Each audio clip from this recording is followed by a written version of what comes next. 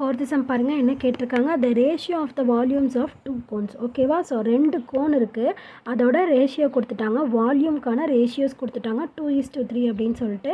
Height வந்துட்டு என்ன சொல்கிறாங்க அப்படின்னு பார்த்தீங்கன்னா, second cone is doubled the height of the first cone. First cone மாதிரியே செகண்ட் கோன் வந்துட்டு டபுள் ஆகுது அப்படின்னு சொல்லியிருக்காங்க. அப்படின்னா என்னது, first cone is equal to 2 into second cone அப்படின்னு அர்த்தம். ஓகேவா? Then the ratio of the ரேடியஸ்க்கான ரேஷியோ என்ன அப்படின்னு கேட்டிருக்காங்க. ஓகேவா? ஸோ தமிழில் எக்ஸ்பிளைன் பண்ணுறேன், கவனிச்சுக்கோங்க. இரு கூம்பின் கன அளவுகளின் விகிதம். ஓகேவா?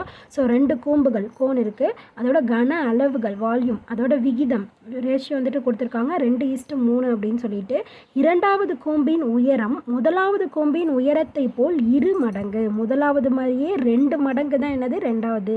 ஓகேவா? ஸோ அவற்றின் ஆரங்களின் விகிதம், ரேடியஸ் ஆரங்களின் விகிதம் என்ன அப்படின்னு கேட்டிருக்காங்க. ஓகேவா? ஸோ அப்போ கண்டுபிடிக்கலாமா?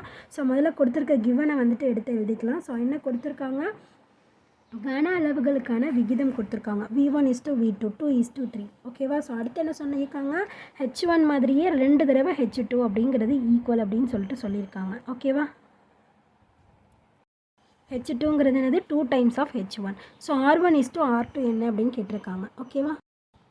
ரேஷியோவில் இருந்தால் நம்ம எப்படி எழுதிடலாம், டிவைடட் பையில் எழுதிக்கலாமா? So volume 1 divided by volume 2 is equal to 2/3 அப்படின்னு சொல்லிட்டு எழுதிக்கலாமா? ஸோ வால்யூம்க்கான ஃபார்முலா என்னது, 1/3 πr² H, R1² H1. ஓகேவா? ஸோ அதே மாதிரி கீழே எழுதுகிறப்போ 1/3 πr2² H2 equal to 2/3.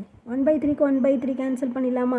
Bike by cancel பண்ணிடலாமா? அப்போ இதுதான் இருக்குது. H2க்கு பதிலாக நம்ம என்ன எழுதலாம், 2H1 அப்படின்னு எழுதலாமா? ஸோ அடுத்த ஸ்டெப்பில் எழுதிக்கலாம், R1² divided by R2² into H1 divided by H2க்கு பதிலாக 2H1 அப்படின்னு எழுதிக்கலாம். ஓகேவா? H1 cancel ஆகிடுமா? இந்த 2 டிவைடில் இருக்கா, ஈக்குவல்ட்டுக்கு இந்த பக்கம் போகிறப்ப மல்டிப்ளை பண்ணிடுவோம். ஸோ அப்போ R1² divided by R2² equal to 2 2s are எவ்வளோ 4. ஸோ 4/3 அப்படின்னு கிடைக்கிது. ஓகேவா? இப்போ இது ஸ்கொயரில் இருக்கா, நம்ம நம்மளுக்கு என்ன தேவை, வெறும் R1 R2க்கு தான் ரேஷியோ தேவை. அப்போ நம்ம என்ன பண்ணிக்கலாம், square root on both sides அப்படின்னு எடுத்துக்கலாமா? So taking square roots on both sides. ஓகேவா? ஸோ 2 சைட்ஸுக்குமே எடுத்துக்கிறோம். அப்போ R1 divided by R2 is equal to √4 divided by 3. ஓகேவா? ரெண்டுத்துக்குமே ரூட் உண்டு. ஸோ அப்போ R1 divided by R2 is equal to 4க்கு ரூட் எடுத்தோன்னா 2, √3க்கு அப்படியே தான் எழுதி ஆகணும். ஓகேவா? ஸோ அப்போ ரேஷியோவில் எழுதணுன்னா R1:R2 இஸ் ஈக்குவல் டு 2:√3. ஓகேவா? ஸோ அப்போ இதுக்கான ஆன்சர் ஆப்ஷன் பி 2:√3 அப்படிங்கிறது தான் இதுக்கான கரெக்டான ஆன்சர். புரிஞ்சுதா எப்படி போட்டிருக்கோம் அப்படின்னு சொல்லிட்டு?